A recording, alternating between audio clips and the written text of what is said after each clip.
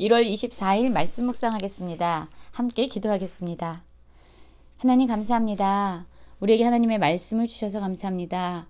하나님의 말씀을 아는 데서 그치지 않게 하시고 그냥 우리의 머리로 소유하는 데서 그치지 않게 하시고 그 말씀을 지키고 순종하는 자들 되게 하여 주시옵소서. 내 자신의 생각이 기준이 되지 않게 하시고 하나님의 말씀이 우리의 삶의 기준이 되기를 원합니다. 예수님 이름으로 기도했습니다. 아멘. 오늘의 말씀은 요한복음 7장 14절부터 24절까지의 말씀입니다. 말씀을 함께 살펴보시기 전에 개인적으로 말씀을 꼭 읽으시고 묵상하는 시간 가지시기 바랍니다. 어제 말씀을 보면은요. 요한복음 7장 1절부터 13절까지의 말씀이었는데요. 예수님께서 유대에 다니지 아니하시고 갈릴리를 계속 다니셨습니다. 왜냐하면 예수님은 유대인들이 자신을 죽이려 하는 것을 알았기 때문이죠. 그런데 이제 유대인들의 명절, 초막절이 가까워져요. 그래서 사람들이 또 예루살렘에 모이기 시작합니다. 그러자 예수님의 형제들이 예수님께 말을 하죠. 자신을 세상에 드러내려고 하거든 여기에 있지 말고 유대로 올라가라 라고 말을 합니다. 그런데 예수님이 그들에게 이렇게 말을 하는 거예요. 내 때가 아직 이르지 아니하였다. 그러나 너희 때는 늘 준비되어 있다. 라고 말씀합니다. 여러분 우리가 이 말씀에 대해서 잠깐 생각을 해볼게요. 내 때가 아직 이르지 아니하였지만 너희 때는 늘 준비되어 있다. 어떤 말씀일까요? 그렇습니다. 우리는요. 우리가 원하는 때 언제든지 우리가 행동을 결정하고 우리가 마음 먹은 대로 행동을 하고 계획을 세웁니다. 우리의 때는 항상 내가 원하는 때고 내가 계획한 때예요. 그러나 여기서 예수님의 때는 아직 이르지 아니하였다라고 말씀합니다. 예수님은 자신의 때를 자신이 결정하지 않으셨어요. 예수님이 무언가를 행하시거나 누군가를 가르치실 때 그 시간, 그 때를 결정하시는 것은 바로 하나님의 뜻이었습니다. 그래서 예수님은 모든 순간을 하나님께 의탁하셨고 하나님이 말씀하시는 그 때에 자신의 삶을 움직이셨던 것이죠. 그래서 예수님은 그렇게 말씀하십니다. 내 때가 아직 차지 못하였다 라고 말합니다. 그리고 이제 형제들은 명절에 유대로 올라가죠. 그런데 얼마 지나지 않아서 예수님도 그곳으로 올라가시는 거예요.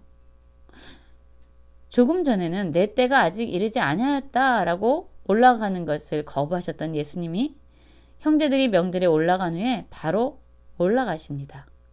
물론 자신을 나타내지 않고 은밀하게 가셨던 것이죠. 예수님이 전에 말씀하신 것과 지금 하는 행동이 너무나도 달라 보이잖아요. 그런데 우리가 생각해야 될 것은 예수님은요. 자신의 말씀에 매이지도 않았고 자신의 생각 가운데 자신의 시간을 결정하신 분이 아니었습니다. 예수님의 때, 예수님이 무언가를 하시는 그 시점은 항상 하나님이 말씀하시는 그 시간, 하나님이 뜻하시는 그 시간에 대해서 민감히 깨어 있었고 그 시간에 반응하셨던 겁니다. 그래서 예수님께서 이제 올라가신 이유는 바로 하나님께서 때가 되었다라고 말씀하셨기 때문에 그분은 지금 올라가고 계시는 것이죠. 여러분 우리는 우리의 시간, 우리가 계획한 그 때를 어떻게 결정하십니까? 누군가에게 말을 하는 것조차 우리의 삶의 행동 하나하나를 결정하는 것조차 내 생각이 아니라 내 계획이 아니라 내 원함이 아니라 하나님이 말씀하시는 때에 하나님의 뜻하심을 따라서 우리가 그 순간을 선택하고 있습니까? 한번 돌아봐야 합니다. 우리가 결정하는 그 시간과 순간과 때는 과연 나의 때인가? 하나님이 원하시는 때인가? 7장 14절입니다. 이미 명절의 중간이 되어 예수께서 성전에 올라가사 가르치시니라고 말씀합니다. 그렇습니다. 이제 때가 되어서 하나님의 때가 되어서 예수님을 향한 하나님의 계획의 때가 되어서 예수님은 이제 성전에 올라가서 사람들에게 가르치십니다. 그런데 예수님의 가르치심을 듣고요. 유대인들이 놀랍게 여기는 거예요. 이 사람은 배우지 아니한 건을 어떻게 그를 아느냐? 라고 서로에게 묻기 시작합니다. 그들은 이미 육신적으로 예수님이 누구의 아들이고 무엇을 하시는 분이고 어디에 출신이라는 것을 그들은 알고 있었어요. 예수님이 많이 배우지 못하신 분이라는 것도 알고 있었어요. 그런데 예수님의 가르침은 놀라웠던 겁니다. 그러자 이들은 배우지 아니한 사람이 어떻게 이렇게 잘 가르치는지, 글을 어떻게 아는지 서로에게 묻고 있습니다. 그때 예수님께서는 이렇게 말씀하시죠. 내 교훈은 내 것이 아니요 나를 보내신 이의 것이니라. 그렇습니다.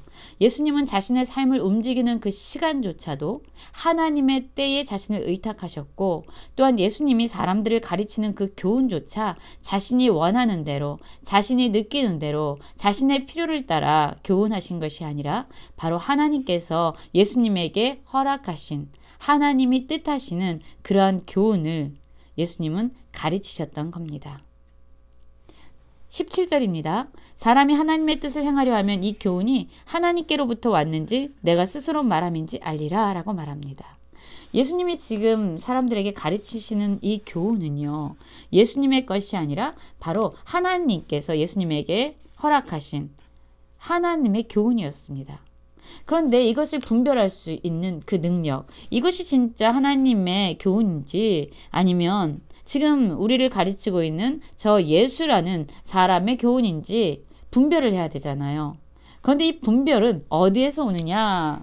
바로 하나님의 뜻을 행하려는 그런 의지와 그런 마음이 있는 자들, 하나님의 뜻을 따라 살고자 하는 그런 순종의 결단이 있는 자라면 지금 예수님이 사람들에게 가르치시는 교훈이 하나님께로부터 온 것인지 아닌지를 분별할 수 있다는 겁니다.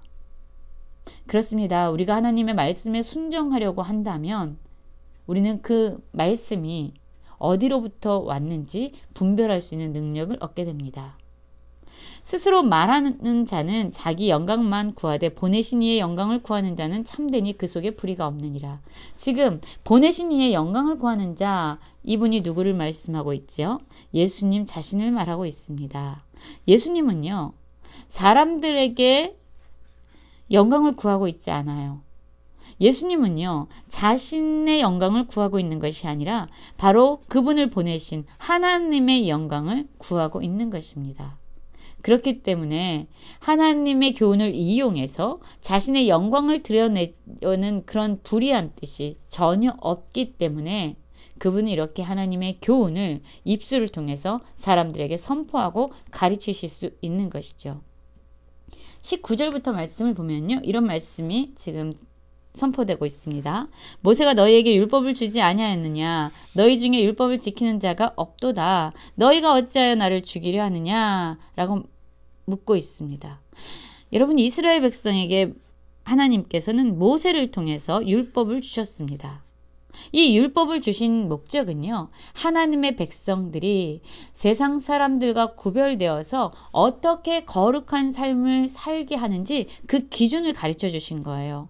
그래서 이 율법을 주신 목적은 하나님의 말씀에 순종하게 하기 위함입니다. 순종해서 진정 이들이 섬기는 하나님이 어떠한 분이라는 것을 세상 가운데 드러내길 원하셨던 것이죠. 그런데 이스라엘 백성들은요, 하나님이 주신 이 율법을 순종하기보다는 하나님이 우리에게 율법을 주셨어. 그렇기 때문에 우리는 아주 특별한 민족이야. 하나님이 선택한 아주 소중한 스페셜한 민족이야 라고 하나님이 주신 율법을 통해서 하나님께 순종하기보다는 그 율법을 가졌다는 이유만으로 스스로를 높이고 스스로의 영광을 찾기에 급급했던 사람들이라는 겁니다. 여러분, 지금 우리는 어떻습니까? 그냥 하나님의 말씀을 아는, 나는 하나님의 말씀을 알지, 나는 성경을 가지고 있지, 나는 교회 다니지, 그것에 멈춰 있지 않습니까? 그것이 마치 우리가 특별한 존재인 양, 특별한 존재가 된 것인 양 스스로 그렇게 착각하고 있지는 않습니까? 여러분, 우리가 어떤 행위를 한다고 해서 그것이 우리에게 특별한 의미가 되는 것이 아니에요. 하나님이 우리에게 주신 그 모든 것은 우리의 삶을 통해서 하나님께 순종하는 모습을 보이고, 그 순종을 통해서 이 세상 가운데 하나님을 믿는 백성들이 어떠한지 드러내므로 우리가 믿는 하나님에게 영광을 돌리기 위함이라는 거죠. 하나님이 주신 율법은요, 내가 그것을 소유하는 데 멈추는 것이 아니라 그 율법을 주신 이유는 바로 순종하라고 주신 것입니다. 하나님께 영광을 돌리는 거룩한 삶을 살게 하려고 우리에게 주신 것입니다. 그런데 이 이스라엘 백성들은 지금 예수님을 알아보지도 못하고 진정한 하나님의 말씀을 가르치는 예수님에 대해서 모욕하고 있어요. 예수님에게 오히려 당신은 귀신에 들렸도다 라고 이야기하면서 예수님을 모함하고 있습니다. 어떻게 하나님의 말씀을 올바르게 전하고 있는 예수님에 대해서 그들은 이렇게 판단하고 정죄하고 비난하고 있는 것일까요? 이들은 하나님의 말씀에 순종하고자 하는 마음이 없었기 때문입니다. 예수님은요, 모든 삶의 기준이 바로 하나님의 뜻이었어요. 예수님이 무언가를 행할 때의 그 시간에 대한 기준, 자신의 때를 결정하는 그 기준, 그리고 예수님이 무엇을 가르쳐야 될 것인가 교훈을 선택하는 그 기준, 그 모든 것은 바로 하나님의 뜻이었습니다. 예수님을 움직이는 것은 하나님의 말씀이었고, 예수님은 하나님을 기준으로, 하나님의 말씀을 기준으로 그는 모든 삶이 하나님께 순종함으로 결정되어지고 있습니다. 그러나 이 이스라엘 백성들은요, 그 말씀을 가지고 있으면서도 순종하기는커녕 그 말씀을 소유하고 있다는 것 때문에 마치 자신이 특별한 존재인 양 살아가고 있었던 것이죠. 오히려 그 말씀을 안다라는 스스로의 착각 속에서 오히려 하나님의 진정한 뜻을 외면하고 자신들이 하고 싶은 대로 그 말씀을 이용하고 남용하고 있는 것입니다. 이들은요, 안식일에 사람에게 할례를 행합니다. 그러나 이 안식일을 허락하신 하나님 안에서 참된 쉼을 누리게 하지만 진정 하나님이 그들의 삶을 통해서 진정 일하시도록 하나님 안에서 참된 쉼을 누리는 이 안식일을 주신 하나님의 뜻을 깨닫지도 못하고 그 뜻을 따르지도 못했습니다. 그들은 그냥 형식적으로 외형적으로 말씀을 지키는 것처럼 살아가고 있었던 겁니다. 우리는 어떻습니까? 우리의 삶의 모든 기준이 바로 하나님의 뜻이 되길 원하고 하나님의 말씀이 우리의 삶을 운영하는 기준이 되길 간절히 기도합니다.